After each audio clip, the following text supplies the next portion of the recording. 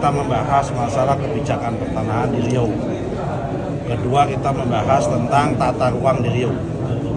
Kebijakan pertanahan di Riau yang pertama yang kita bahas adalah pertama, tumpang tindih lahan sawit HGU dengan hutan.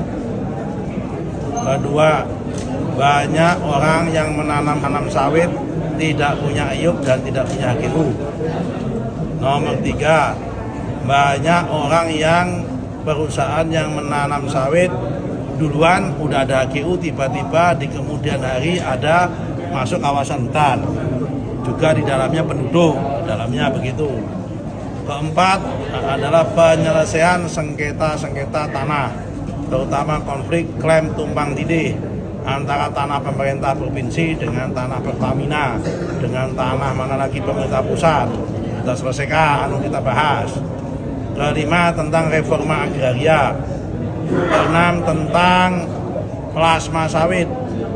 Jadi di sini dilaporkan banyak pengusaha IUP, pemegang IUP HGU yang belum memenuhi kewajiban 20% memberikan kepada plasma dengan dalih dan kelit bahwa plasma itu harus mencari di luar.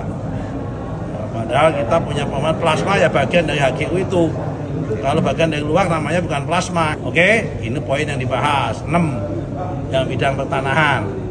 Kemudian kita udah tekankan, nanti akan kami cek kalau ada pertama pengusaha sawit yang menanam di luar HGU secara sengaja akan kami denda. Kemudian kalau ada yang nggak mau ngasih plasma akan kami tegur. Kalau nggak masih nggak nurut, kami cabut HGU-nya. Oke. Nomor 3, masalah selanjutnya isu tentang tata ruang. Baru sekitar 10 RDTR dari 69 target yang ada di sini. Ya kan, karena itu kita minta Pak Bupati, Pak Gubernur dan Pak Bupati untuk mempercepat proses penyusunan rencana detail tata ruang. Kita kerjakan ini nggak mungkin bisa jalan sendiri tanpa dengan sinergi Pemda, baik pemerintah provinsi maupun pemerintah kabupaten kota. Karena namanya Pemprov itu ex officio, dia gubernur maupun kepala daerah itu ex officio kepala gugus tugas reforma agraria. Model pengawasannya ya nanti kita ada monitoring berkala. Ya kan, dipanggil, kapan kamu kasih plasma?